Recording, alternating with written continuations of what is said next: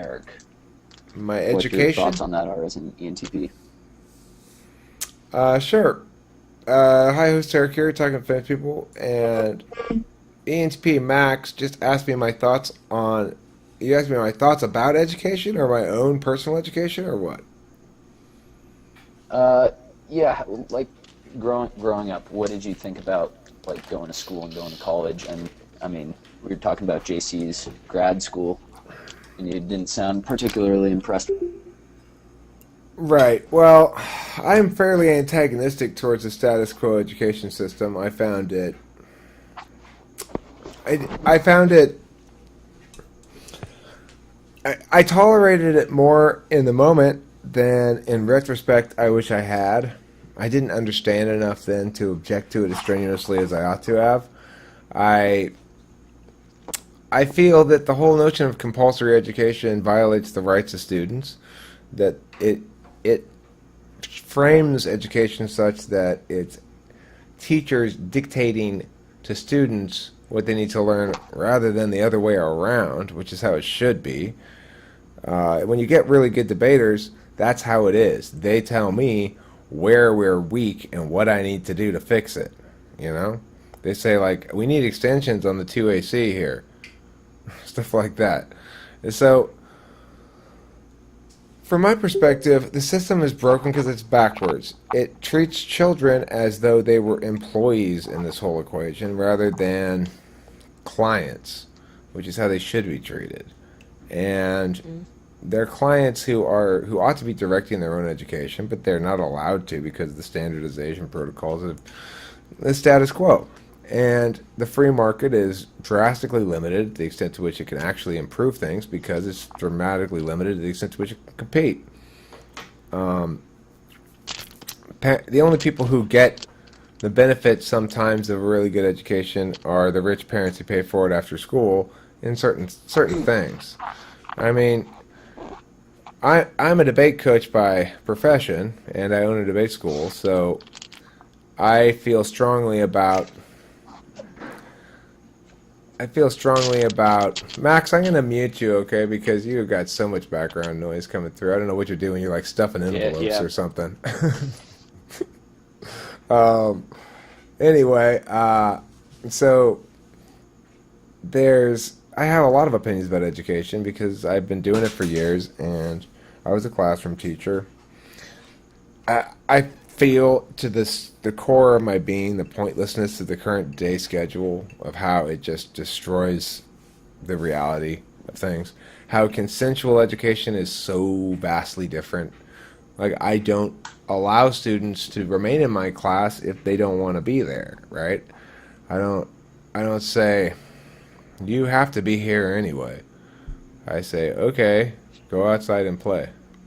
And I'll tell your parents at some point here pretty soon that, I'll give them a few chances to figure it out, that I'm serious, that if they really want to get out of there, I will facilitate their exit. I will refund their money and get them out of this class.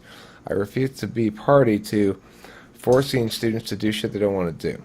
And although I do understand as well that they need to be given, they, that they have to have a chance to understand what is they're turning down first.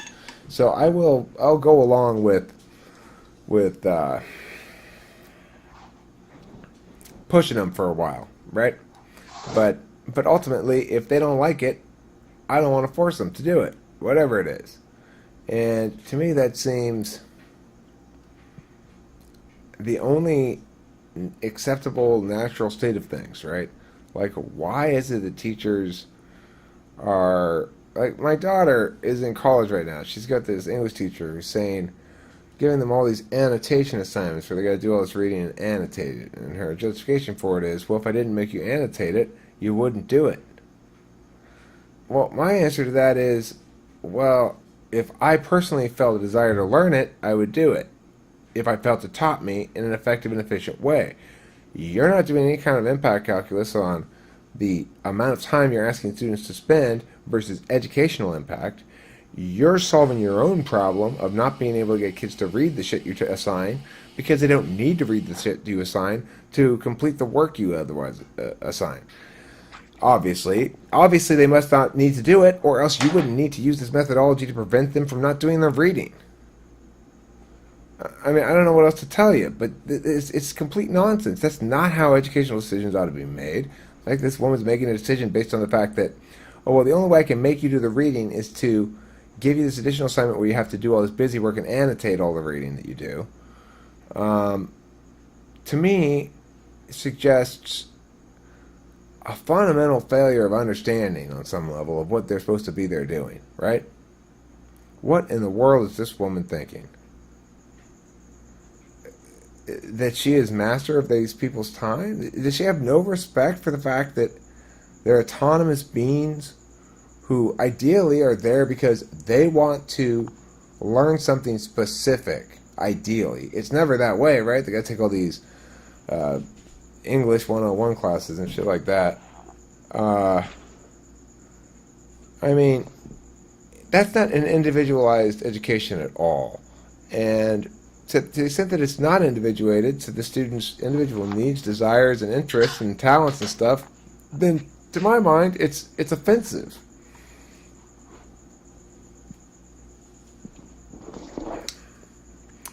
I don't really know what else to say about it than that.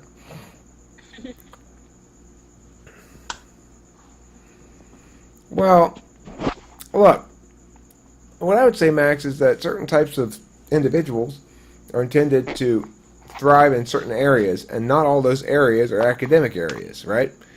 We've got students on these uniformly academic tracks, so they've got to learn a bunch of academics beyond the basic stuff that they need to do.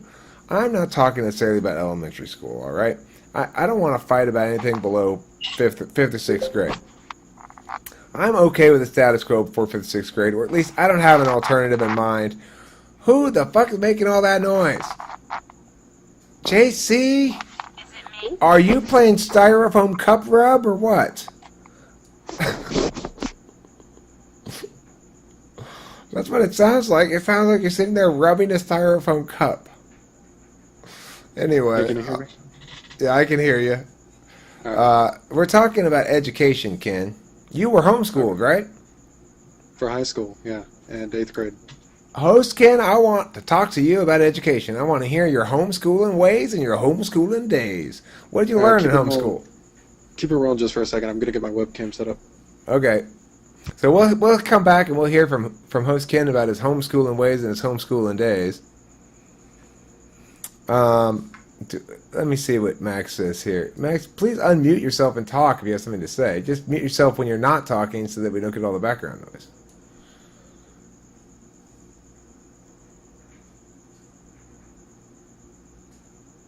Well, okay, there's a baseline to be argued. You need a 5th grade education to be productive. You need a high school degree.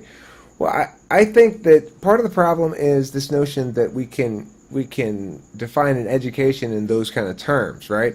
What I'm saying is that I want my kid to get an education that's unlike every other kid's education entirely, that is based on the kind of things he wants to learn and finds interesting that are also kind of productive, to limit the amount of pushing that needs to happen so that on the productive things where they do have natural talent and ability and they're naturally better than other people, have them achieve in those areas, to achieve the naturally rewarding, intrinsically motivated kind of work and attainment of actualization that I think we ideally would like to see every human being be able to achieve, right?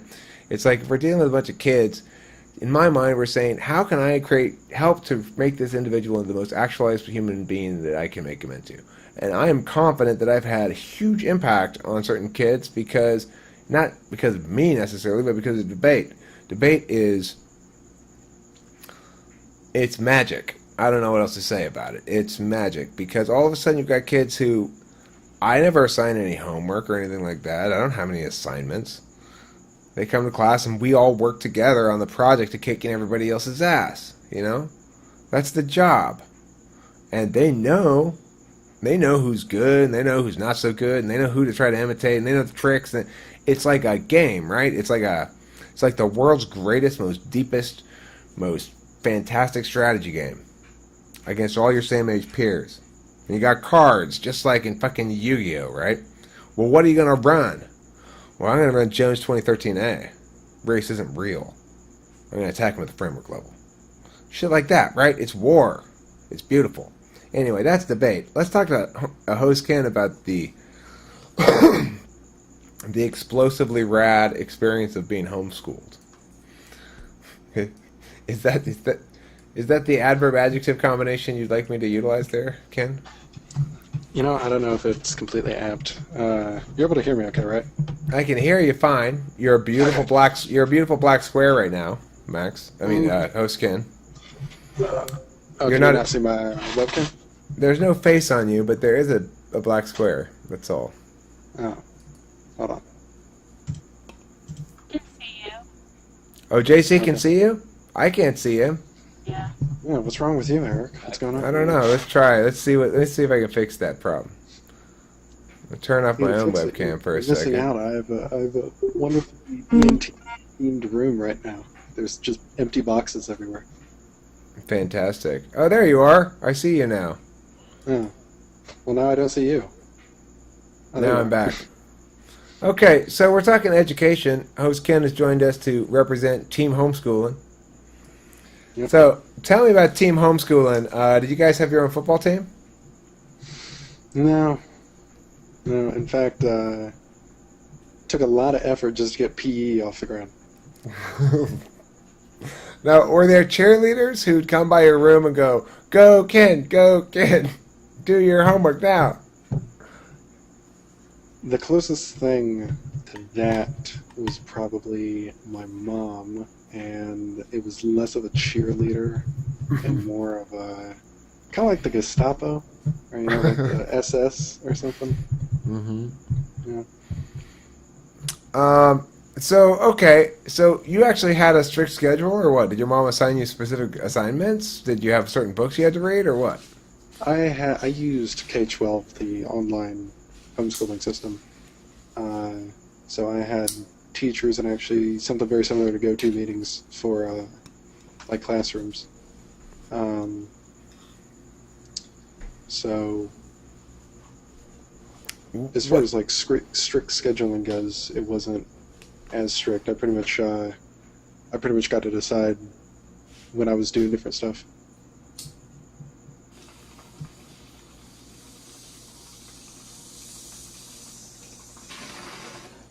Did you have all the same classes? What do you mean? Like, English, math, science, biology, chemistry, Yeah, physics? it's not like I had unicorn studies and then, fecal dissemination or just something off the cuff. It's like I started in 8th grade taking, I don't know exactly, but I think maybe, I wasn't quite like a year ahead, but there were certain courses where I was taking like 1 grade ahead, like in history and English, but I never took any AP courses. It's just when I entered into high school, instead of taking like History 101, I went straight into History, 201. So were you the one who made the decision to homeschool yourself, or was your mom the one who made the decision? It was my mom who made the decision because my sister had voiced wanting to be homeschooled when she was in school, but my mom didn't feel like up to the task of homeschooling. And then, I don't know, maybe she felt bad about that or something, so tried to give it a whirl with me, which wasn't the worst thing in the world, wasn't the best thing either. I could have definitely done with considerably more socializing. But as far as like classroom structure, I mean, it was good in that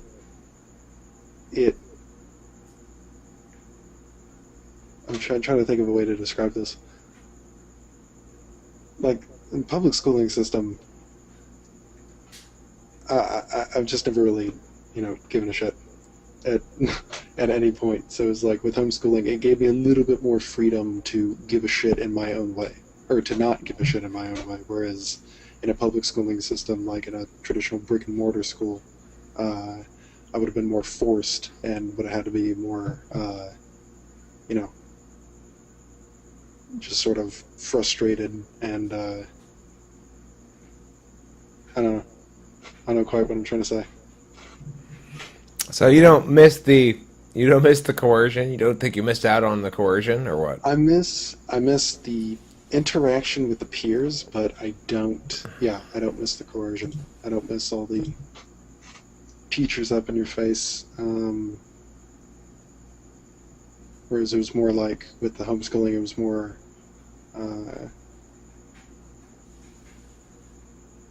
It was like, I don't know how they're doing it now, but like there were some classes where there would be like sort of GoToMeeting style things, where there'd be classes all throughout the year, and there were some classes I was like, yeah, I'm just not going to go to class. Like, I'll do the work, but I'm just not going to show up just because I don't want to.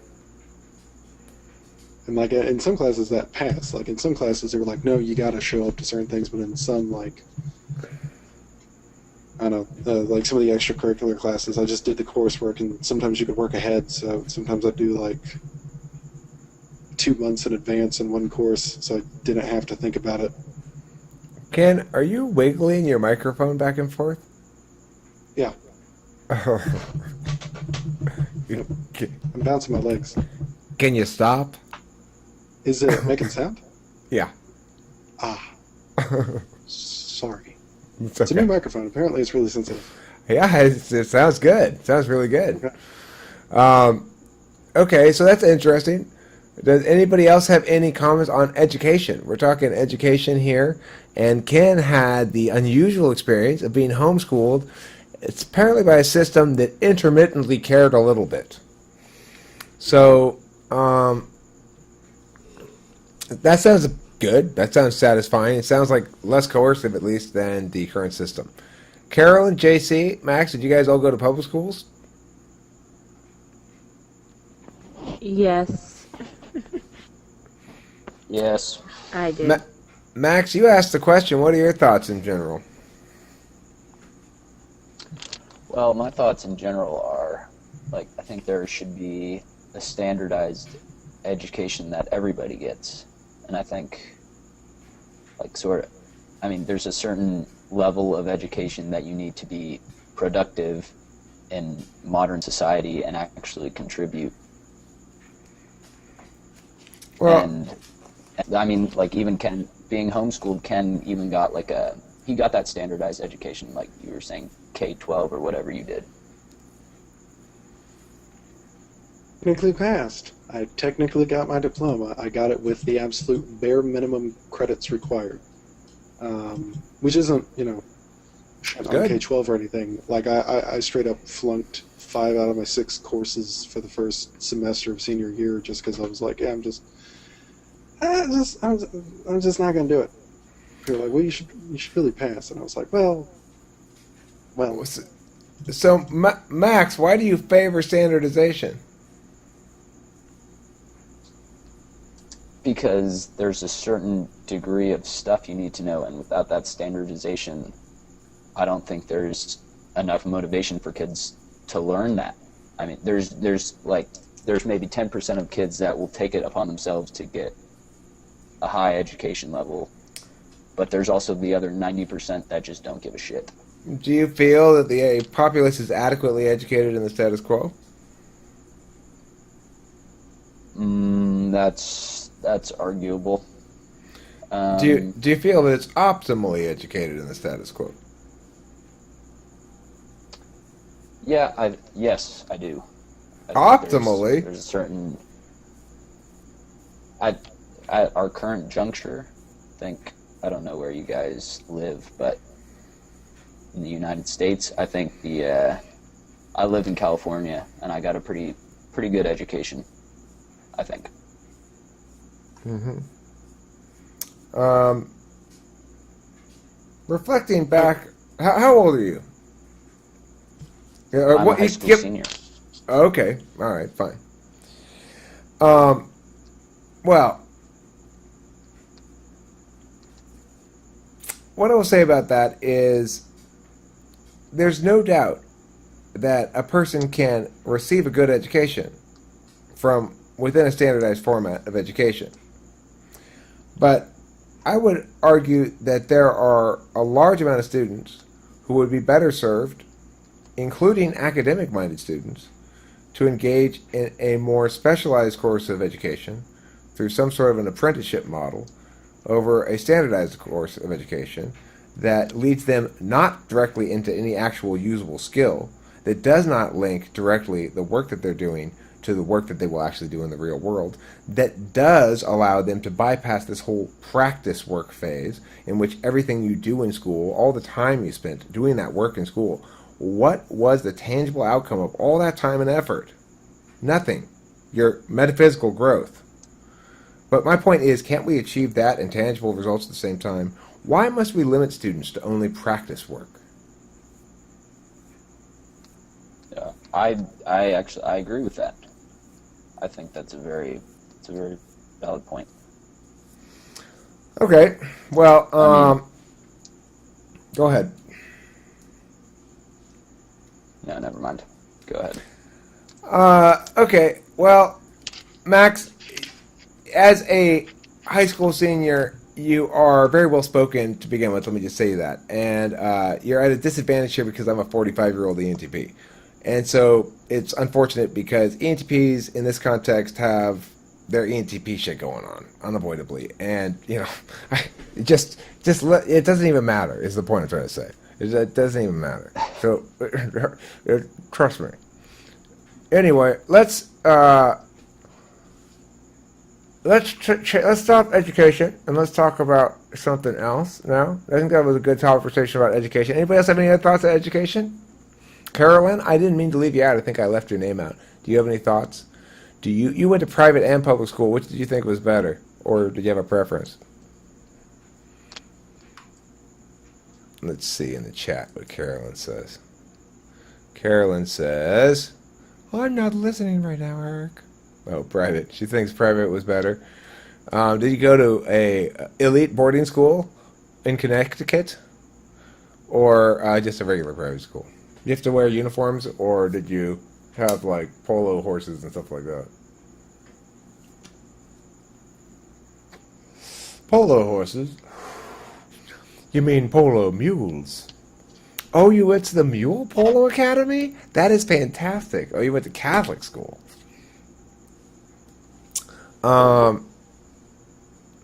Okay, well, I doubt they did any mule polo there. I know what Catholic school is like. It's kind of like the same thing as like non-Catholic private school, except it's got some church stuff in there. I think that's a good description of it. Okay. I did private school before the homeschooling. How was private school for you, host Ken?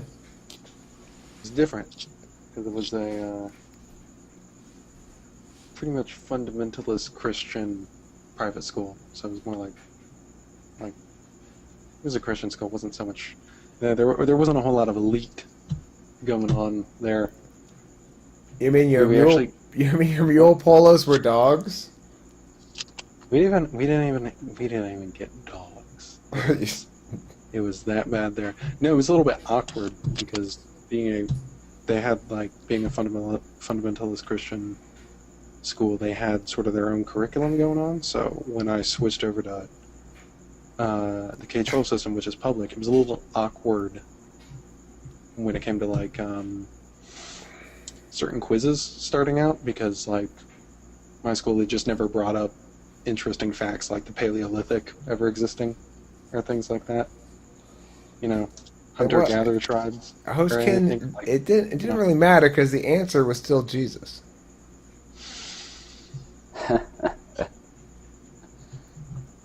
Mm-hmm.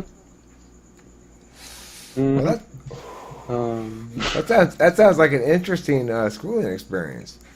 Anyway, it does make it easy to do well in the tests, though. So, anybody else want to contribute to this increasingly strange and interesting conversation about education? Anybody else want to surprise me and say, "I was educated on a Muslim in a Muslim shepherd's village," or something like that? Well, you know, maybe that wouldn't have been so bad because I imagine there would have been some actual hands-on compared to all the freaking tests all the time. I was nodding my head when you were talking about the apprenticeship stuff. Was that? Oh, I was going to say, I think school would have been better if we had a mule polo team. Yeah. Definitely. That would have been, that would have been the best school to go to. That would I- have made everything better. I think I can compromise with people who disagree with me on my education policies by giving them everything they want if they give us a mule polo team. As long as the schools have mule polo going on, I'm confident that everything else will take care of itself. Exactly. Sounds rather hopeful. On that note, I think we end this video. Thank you all for participating, and thank you at home for watching. Don't forget, you're welcome to join us anytime you'd like. All you got to do is click that magical link that says GTM.